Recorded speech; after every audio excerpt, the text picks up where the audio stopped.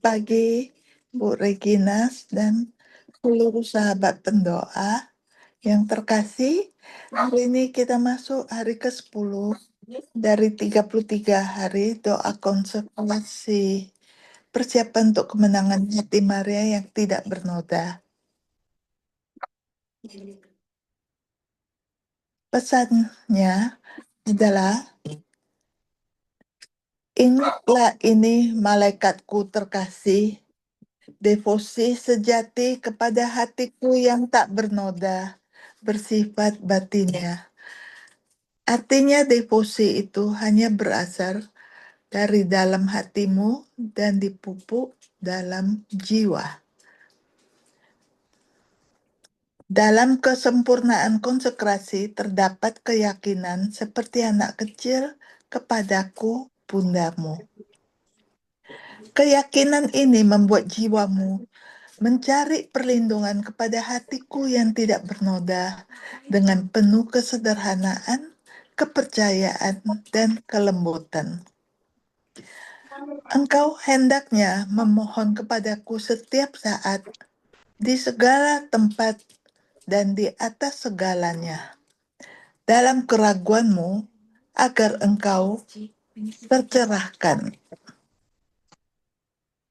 Dalam pengembaraanmu, agar engkau dapat dibawa kembali ke jalan yang benar.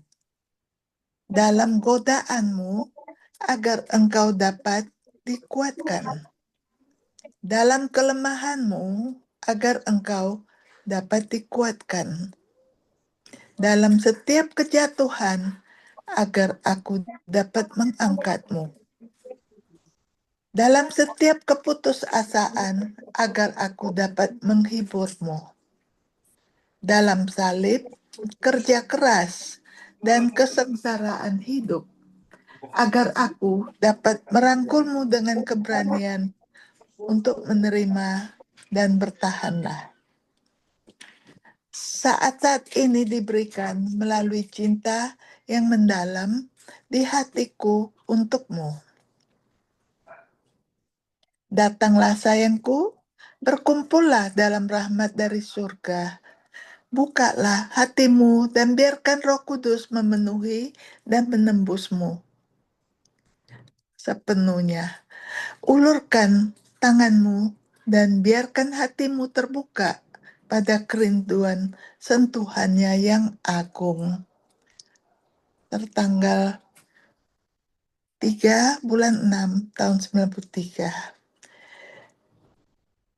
Bimbingannya adalah di pusat kekuasaan kedua hati mereka terdapat tindakan penebusan Allah.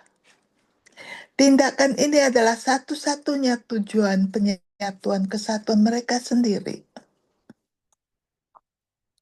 Ketika Roh Kudus datang ke dalam hati, Dia datang sebagai pemersatu Allah. Maka ketika daya tarik itu menyatu di dalam hati kita sendiri, kedua hati Yesus dan Maria bersatu dan persatuan mereka menghasilkan tindakan penebusan dan penebusan bersama. Inilah tujuan sejati dari konsekrasi. Konsekrasi adalah untuk mempersiapkan hati menerima Yesus melalui Roh Kudus, dan dalam gerakan yang sama ini, konsekrasi menyatukan kuasa penebusan bersama Yesus dan Maria. Inilah yang menyebabkan jiwa berbuah. Dalam kesatuan dua hati, muncullah persatuan dengan hati kita sendiri. Terciptalah kesatuan tiga hati yang sangat istimewa. Arahannya, marilah kita memahami apa yang dimaksud dengan kesunyian hati. Itu terdiri dari mengusir dari jiwa setiap kasih sayang yang bukan hanya untuk Tuhan, dan dengan tidak mencari apapun dalam semua tindakan kita selain untuk menyenangkan hati kudusnya. Intinya, kesunyian hati menyiratkan bahwa Anda dapat berkata dengan tulus, "Tuhanku, aku hanya menginginkanmu dan tidak menginginkan yang lain." Kita harus tetap terpisah dari segala hal, mencarinya saja, dan kita akan menemukan hatinya yang berlimpah. Tuhan tidak dapat dicari atau ditemukan jika dia tidak dikenal oleh jiwa. Hati yang dipenuhi dengan kasih sayang duniawi tidak dapat memantulkan cahaya ilahinya dengan murni. Jiwa yang ingin melihat Tuhan harus menyingkirkan dunia. Jiwa yang ingin bersatu dengan Tuhan harus mengasingkan. Jiwa yang ingin bersatu dengan Tuhan harus mengasingkan diri ke dalam hati yang terbuka. Hati yang hanya terfokus kepadanya. Mari kita meditasi. Ya hati Maria yang tidak bernoda, tuntunlah hatiku untuk hanya menemukan Tuhan dalam segala hal dan di atas segala hal.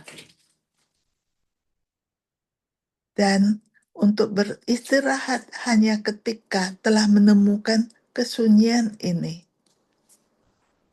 Berilah agar dalam konsekrasiku, hatiku akan mencari kesunyiannya dalam ketenangan damainya. Semoga api Roh Kudus membakar semua kasih sayang untuk dunia dari lubuk hatinya. Ya Maria, bundaku dan tempat perlindunganku, perolehkanlah bagiku rahmat hati yang menyendiri. Amin. Kita renungkan bersama untuk hari ini dari Matius bab 6 ayat 6. Tetapi apabila engkau berdoa, masuklah ke dalam kamarmu, tutuplah pintu, dan berdoalah kepada Bapamu secara pribadi. Amin.